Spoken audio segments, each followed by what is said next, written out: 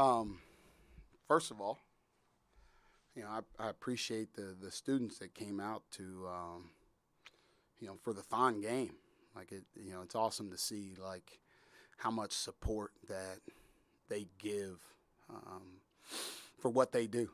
And I talked to one of the directors before the game and just asked like, what can I do more to help you? Or as it gets closer, how can I help you? And I want to do everything possible because that looked awesome tonight. And I got a chance to meet a couple of the kids that came before the game and say hi to them. And I hope they had a great time tonight. Like that was a goal of our team is when people come. Like I said, every single time people come to watch us play, they leave and say that was money well spent. And I'd love to do that again. And it's easy to do with this team. It's easy to do with this team. They earned a well-deserved day off tomorrow for what we just went through, right? 22 days from game to game, and then to come back and play 4 in like, I don't know, 10 days, something like that, like 9 days, 4 games in 9 days. That's tough. That is tough. We've been going 2-a-days. We've been going game, day between game, like film, and then right back into practice. And they were as locked in as shoot around today defensively as I've seen them. And I knew when I left there that we were going to be ready to guard. We were going to be ready to defend. Like it's a different story though, right? They still got to do it. Ron Harper still makes threes. Geo Baker's still tough as can be, and they have a good team. They came in hot, but the look I saw at 3 o'clock today told me we were going to have a pretty good day.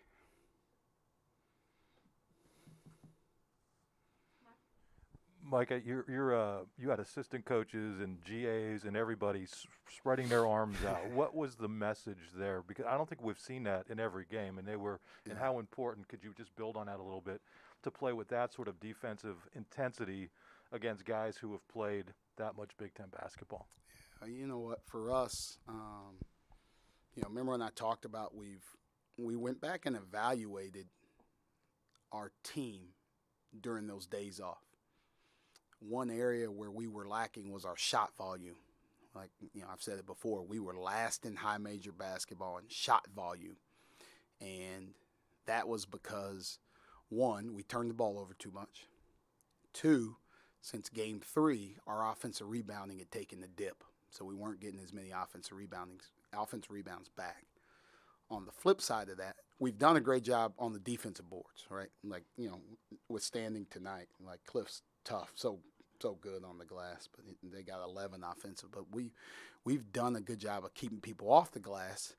But how we play defense, we don't turn people over, right? We're safe. We're going to be solid. We're going to be in position every single time. But there's a difference between being in position and standing with your arms to your side or being in position and standing there like you're covering ground. And I showed them clips or 2 video kind of screenshots of our Celtics teams playing the Milwaukee Bucks in the playoffs 2 years in a row. And the first one, Eric Bledsoe's bringing the ball down the court, and there's 5 guys all standing like this. Like Jason Tatum's in the opposite corner, 50 feet from the ball, and he's standing there like that. There's people on the bench standing there like that. And, our guys have really bought into it. And as you see, our numbers – we're still not turning the ball over. I think it was maybe the Northwestern game.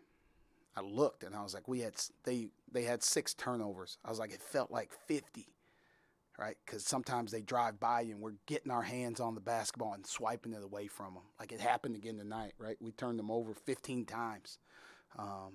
Still being solid. We didn't change anything defensively. All we changed was this. Now I'm covering more ground. Now it looks like I'm covering more ground. Now it looks like I'm in 2 different places at once. And the more success you have at something, the more buy-in you get. And our guys have really taken a hold of that, and it's helped us defensively. Mike, I don't know if you remember, but yesterday I asked you about Ron Harper Jr. and you said that you'd do a good job defending him if you held him to less points than he had shots, and you actually did that tonight. So how do you take this defensive success defending him into Sunday's game against E.J. Liddell and Ohio State? Spencer, I do remember that, for one. Two, I'm not going to tell you how we're going to guard E.J. Liddell and Ohio State. We're going to stand there with long arms. I know that's going to be a part of our plan. Now, I just said this on the radio.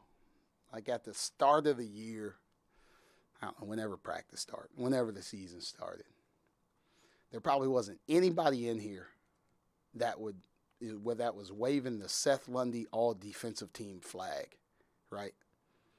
Seth Lundy has guarded the best player or one of the best players on every single team this year. And I told him tonight, and I told the guys on staff, when I take Seth out, when Ron Harper goes out of the game, Seth Lundy comes out of the game. I said, Seth, if I'm not paying attention and you see Ron Harper go in the game, get up and check yourself back in.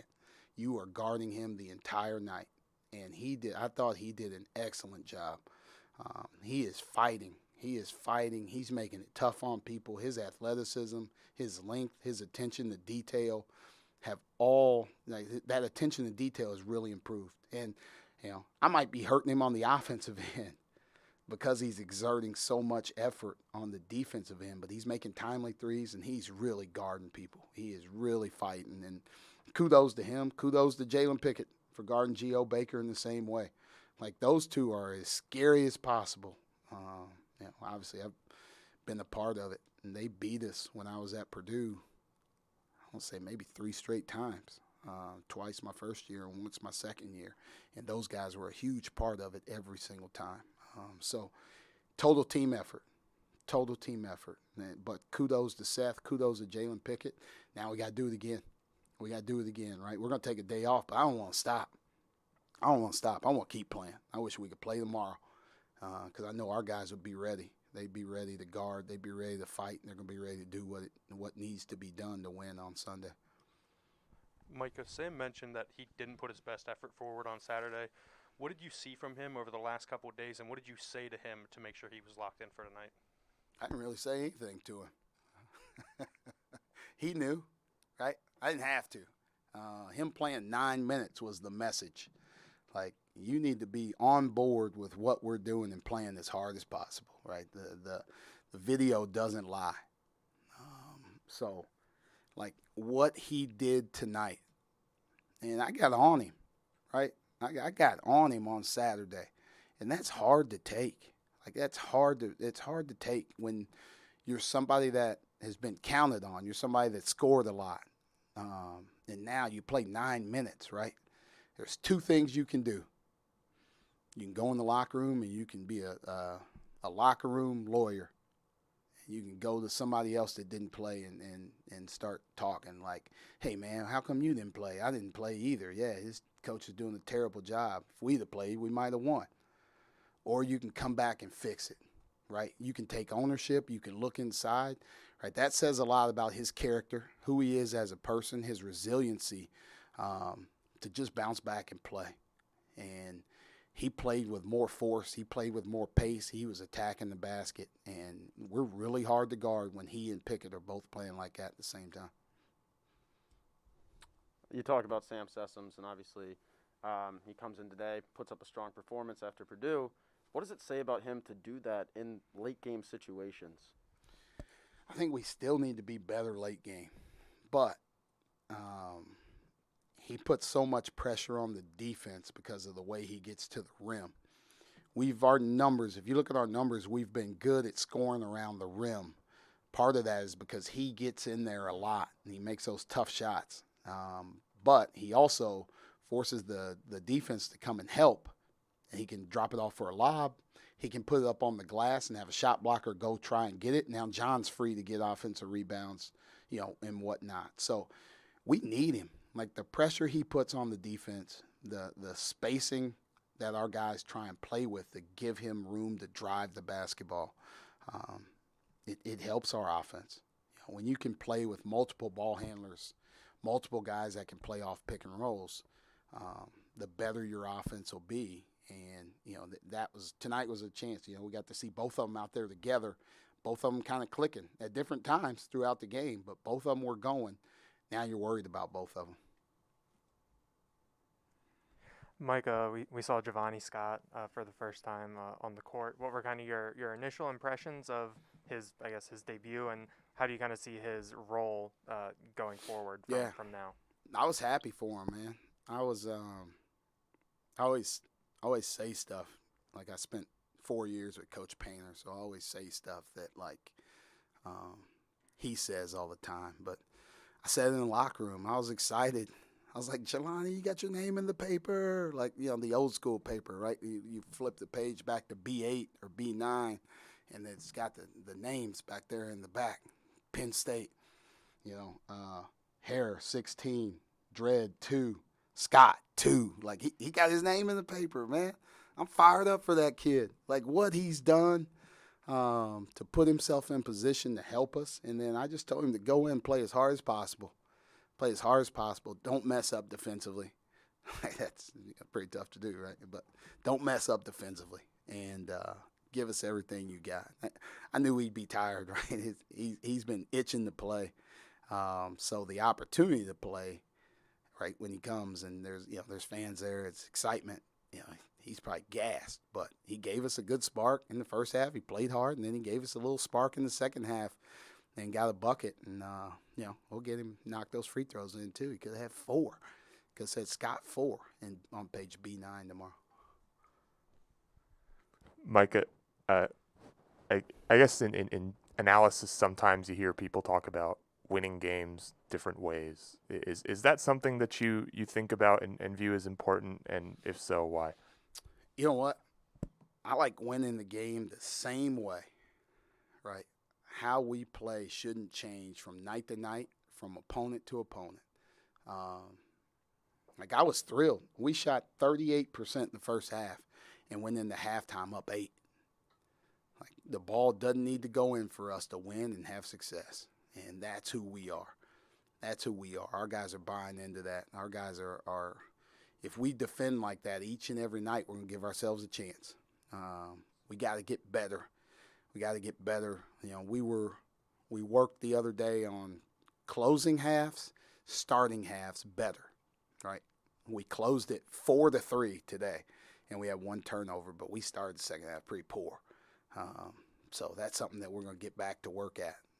But the way we defend, if you do that, you give yourself a chance. And I love it. I love it. If we could, there might not be anybody here to watch, but if we could win 4-2, I'd be thrilled. Our defensive numbers would be awesome. What are the challenges of kind of maintaining a 10-point-ish lead and not giving that away and building on it actually towards the close? Yeah, that's that's when the pressure sets in of do you keep attacking or do you pull the reins back a little bit? I want us to keep attacking. We got some stops and we were going in transition and keep doing it. As long as we don't turn it over, I'm okay with it. And then at a certain point, we start to put the brakes up. They get the double stop signs we're going to run some clock right here. But, like I said, it goes back to having 2 guys that can handle the basketball and run your offense. And now it kind of takes away what they do in terms of how they guard you late. Because if they trap one, you can throw it to the other and vice versa. So that's a challenge. For us to be able to hold that lead was great. And to play like that, it doesn't feel good. You're just looking at the clock. I'm just looking at it the whole time, and the only thing in my mind is Chris Berman. It's tick, tick, tick, tick, tick, tick. I'm just come on, baby, let's get this thing moving. But I thought our guys did a great job of knowing when to attack and knowing when to slow down, run offense, run the clock a little bit. Micah, you said that the guys kind of had a fire in their eye around 3 o'clock coming into this game. What did you see from them when you guys jumped out to that 18-6 start? Same kind of thing. The shots that they took to start the game were the shots that we want people to take, right? I don't know, it's no secret. Like, we try and force you into long 2-pointers. And, like, we keep our shell intact defensively.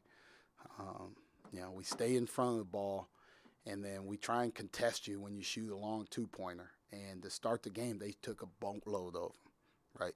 They just kept shooting them. And I was like, this is great.